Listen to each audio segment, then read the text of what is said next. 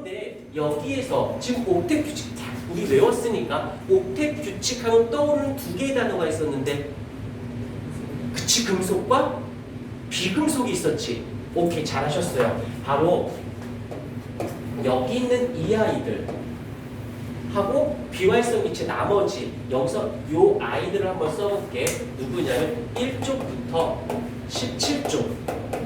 얘네들은 누구야? 비활성 기체가 아닌 원소예요. 얘네들이 어떻게 되고 싶냐면 수단과 방법을 가리지 않고 다 필요 없어. 어떤 방식이든 상관없어. 어떻게 하려고 하냐면 바로 비활성 기체. 비활성 기체의 전자 배치를 가지려 합니다. 전자 배치를 가지려고 해요. 오케이. 그때 어떻게 하느냐? 첫 번째는 전자를 버려서 얘와 같아지던지, 아니면 두 번째 전자를 얻어서 얘와 같아지려 하던지 한다라는 거지. 그때 예를 들어 바꿀게. 어떤 원소가 있는데 전자를 잃어서 비활성 기체와 같은 전자 배치를 가지려고 하는 원소가 있대요. 말이 길지 않니? 전자를 잃어서 비활성 기체와 같은 전자 배치를 가지려고 하는 원소. 너무 길어. 그래서 줄이자. 뭐라고? 금속 원소. 그럼 금속 원소라는 것은 뭐야? 잃어서 비활성 기체와 같은 전자 배치를 가지는 애들. 그러면 반대로 전자를 얻어서 비활성 기체와 같아지고 싶어요? 그럼 금속이 아닌 거야. 아니야. 금속 원소가 아니에요. 라고 해서 앞에 B자가 붙는다라는 거. 오케이. 자, 이거는 이 그림을 통해서 보면 되게 부드럽게 정리가 돼요. 자, 예를 한번 들어볼게요. 나트륨을 보자. 나트륨의 원자번호 몇 번? 11번이지. 그런데 비활성 기체가 같아지려고 한다는 것은 얘가 전자가 2개가 되거나 아니면 10개가 되거나 아니면 18개이어야 하는 것이잖아. 근데 지금 얘는 몇 개야? 원자 번호가 11번이니까 전자의 개수가 몇 개? 11개잖아. 그럼 어떻게 하는 게 좋겠어? 7개를 얻어서 얘가 되는 것보다 하나를 버리는 게 낫죠. 7개를 얻어서 얘가 되기보다 하나를 버리는 게 낫겠죠.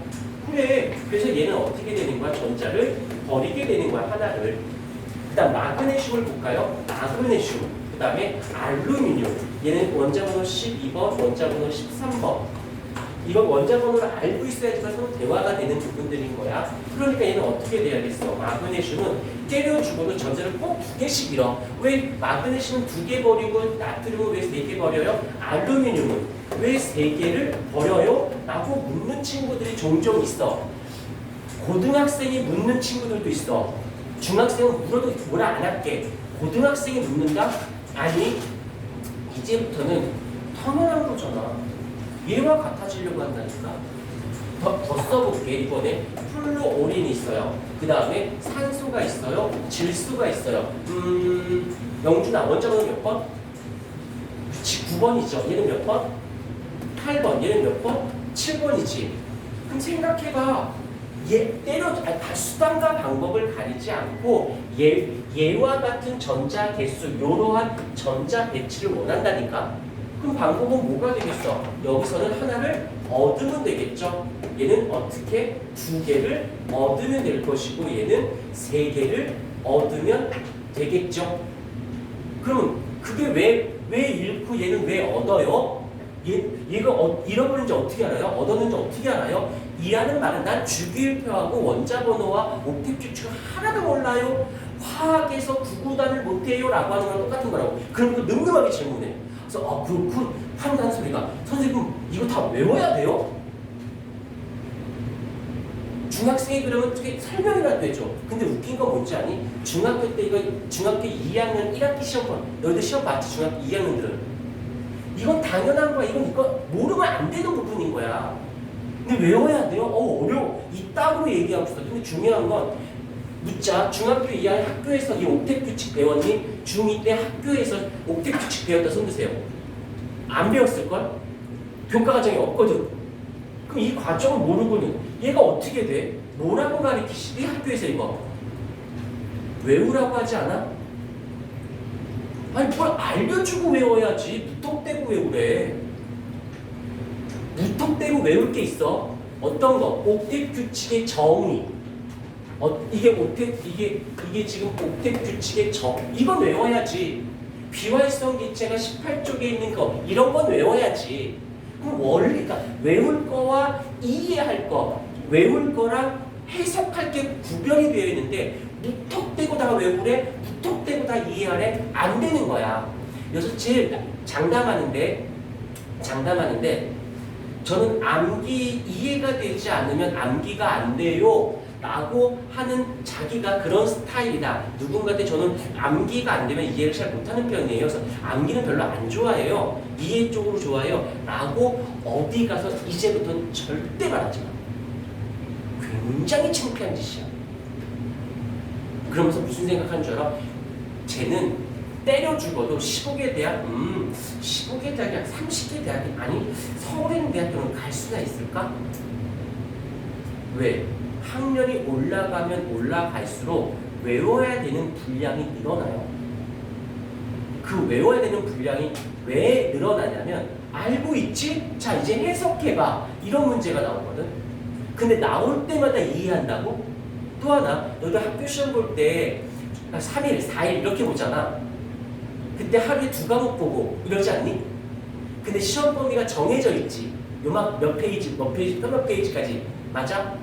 근데 고등학교 가면 모의고사라는 걸 보게 되고 대학 수학 능력 시험에 가는 수능을 보게 돼요. 걔가 어떻게 되는 줄 아니? 국어 전범위, 영어 전범위, 수학 전범위, 과학 전범위. 1교시 국어 전범위, 2교시 때 수학 전범위 점심 먹고 3교시 영어 전범위, 4교시 과학 전범위. 중간에 한국사도 있지만 여기서 시험 대비는 그래도 다음날 몇 주 전에 시험 범위가 있고 요만큼 분량이고 2과목, 1과목만 하면 되지. 얘는 전과목이야. 전범위야. 시험 대비가 되니 또 하나 되게 이런 말 아니 정말 무식한 사람들이 있어. 모의고사 대비해 주시나요? 어디 가서 그딴 소리 하지 마. 더럽게 없어 보여. 이런 거지. 지뿔도 모르면서 아는 척하는 거야. 모르면 모르는 대로 살든지. 모의고사가 뭔지도 모르는 사람이 미안해 엄마를 무시하는 거니까 애들 무시. 모의고사가 뭔지를 알고 무슨 대비를 해요? 어떤 학원에서 모의고사 대비를 해준대. 그 학원 당장 때려쳐야 돼. 왜? 그 선생, 그 학원은 고등학교 3학년 재수생을 가르쳐 본 적이 없는 거야. 그러니까 엄마들 모의고사 대비해달라니까 학생 한 명에도 끊지 않게 하려고 붙잡으려고 대비해주는 척 해주는 거지. 하루에 그 전체 범위를, 전 과목을 어떻게 다 이해하고 풀 건데. 알 건 알고 출발해야지.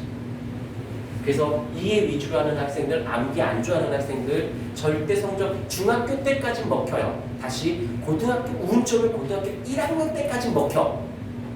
그 다음부터 고2서부터 곤두박질 칠 거예요. 장담해. 단 한 명도 그 예상을 벗어난 사람이 없으니까. 그럼 어떻게 알아? 고3 돼서 알거든. 애도 나도. 근데 문제가 되는 게 어릴 때, 중학교 때, 고등학교 1학년 때 그런 식으로 몸에 배버린 거야. 외우기보단 이해하는 위주로만. 공부가 그렇게 몸에 배니까 고등학교 가서도 그 몸에 밴 걸 못 깨우치는 거야. 그러니까 계속 고생만 하는 거야. 계속. 그 모르는 건 없어. 알아. 근데 자꾸 실수해. 실수래. 그냥 틀린 건데.